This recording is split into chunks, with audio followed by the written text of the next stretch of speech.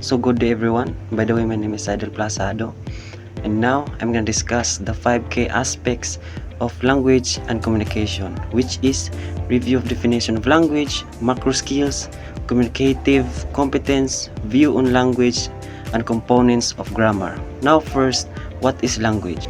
Language serves as a primary means conveying information, expressing some ideas, and facilitating social interaction. And also, language is a complex task with differing perspective arising from various fields of study.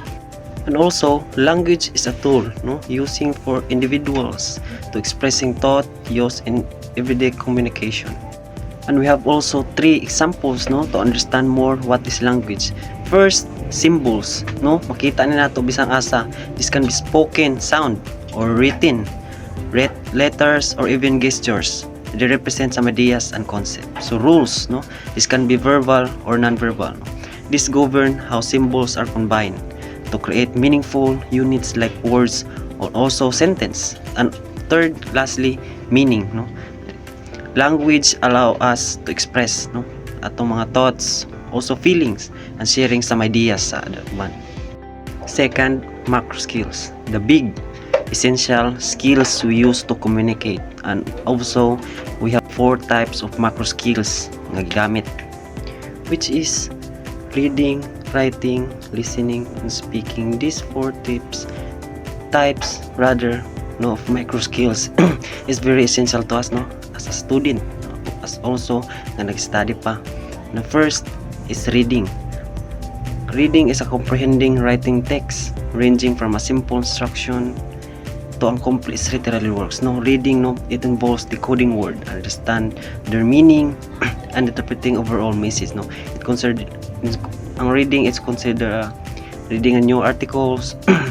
Also, you need to identify also the main idea, understanding the author perspective, and also reading is essential to us, in part of learning. Dirita maka mga basic understanding, to identify what is the purpose, what is the meaning, or what is the key, kung sa imong gibasa. And second, also writing, producing clear, coherent, and purposeful writing a communication. This involves not only forming grammatical sentence but also expressing ideas clear and effectively. And also we have to consider also na if we write or we send a message or writing an email, need to also organize our thoughts, choose appropriate language, and ensure our message clear and concise.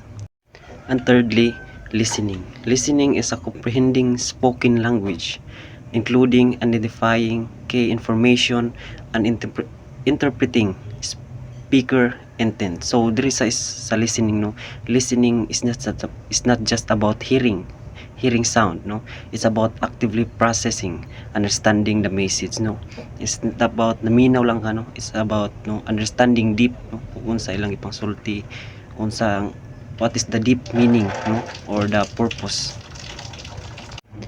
And lastly, speaking, producing a fluent understanding spoken language, adapting in context and audience. There is speaking, is one of the most essential thing as a student when it comes to communication. One of the most important. Diri, example ni gigamit karon, one of the macro skills, nga nag-storage yung atubangan. In speaking, speaking it involves than just forming words. It's about conveying message effectively. You need to choose and also the right words, organize your thoughts and adjusting style based on the audience or the context. And also we have a communicative competence, being able to use language effectively and appropriately in real life situation. Ang communicative competence is like a toolbox, it's like a technique or a skills, or with a different skills that help us to a language use or involve a language use effectively. Here in a communicative competence, we have also given 4 examples to understand easily what is communicative competence. The given example, which is a linguistic also sociolinguistic, and third discourse, and fourth strategic. First is linguistic, knowing grammar, vocabulary, and pronunciation. No, this is like foundation. No, nagbalik ko na ako. No, it's like a tools. No, about knowing the grammar, vocabulary, and pronunciation of language. No, there is a linguistic. No, maghatag tag example. No, knowing the difference between I am and I'm. No, using the correct tense of verb in the different situation. Now, second is sociolinguistic, understanding how language changes in a different situation. No, there is about understanding how language depending in the social context. No, there we have a given example. No, in the picnic. No, magsuot ba kag tuxedo, di ba? Dili. And similarly, no, you would use a formal language with your close friends, di ba? Dili. Knowing, no, there is knowing when you use a casual or formal language in a crucial socio-linguistic competence. So third is a discourse, no, creating a coherent text and conversation. There is understanding how conversation flow, no, its ability to connect your ideas o kung saan mo pag-respond sa uban, its ability to coherent conversation. There is just like a sharing, no, sharing some current life ideas, no, in that way or in that ability you share interesting facts, no, about sa natabo sa imong life, no. In that way there will be a create a narrative, connect to your experience and respond to the question. In that way it makes sense, no, mahook nimo ilang attention, no. That's a discourse competence. So, and lastly is strategic, no, overcoming communication barriers and adapting to a different situation. Dire is the problem solver, no, its ability to overcome, no, communication challenges, no. It's about adapting an unexpected situation or question, no, resolving and understanding and find way to communicate effectively, no, even when things get tricky. So dire is just like a situation nga di nimo it's unexpected, no, like an impromptu, no? Just imagine, no, you asked impromptu in front, no, wa kabalo sa buhaton, no? In that way you use a formal language, right, no, to to use or gives an example, no, to or to clarify, no, what is the question, no, to sure on the same page, di ba, no? That is strategic competence action. So here in views on language, which is napud tay upat, no, consider para mas masabtan pa nato ang view of language, which is structuralist, second is functionalist, third is cognitive, and fourth is socio-cultural. Now first is structuralist. There is focus daw on the internal structure of language, which is sound and grammar. There no is we need also to consider the structure, no, which is called is V and O, no, which is the subject, verb, and the object. So nata example is diri nga word is the cat chase on the mouse. So diri is the subject is on the cat, no, perform as the action, no, chase on the object which is on the mouse, no. This structure help us to understand the meaning of sentence and also the sound. When we create a sound, it create also a word. An example is the cat. The cat is the three word, di ba? Which is ang C, and A, and T. So ang C, only C, it not creates a word, but pag imo siyang i-combine C, A, and T, it creates a word which is ang cat. So mo na siya ang structuralist view of language. So second is functionalist. Dire is nagingon na emphasize how language is used to achieve goals. So dire functionalist is like a technique or like a hook, no, to achieve goals, no. Dire is not an example, no.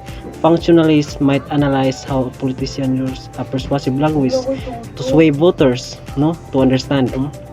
Second is how doctor use precise language to explain a diagnosis in patient, and also a teacher, no, napod sila words, no, to hook, to understand or to create, no, to use to achieve goals. So third is cognitive. It says studies how language is processed in brain. So diri nag-include na siya understanding, no. A cognitive linguist might investigate how people understand. Examples is metaphor, how bilingual individual which between language and or how brain damage affect language ability, which is critically understand sa anong pasabot.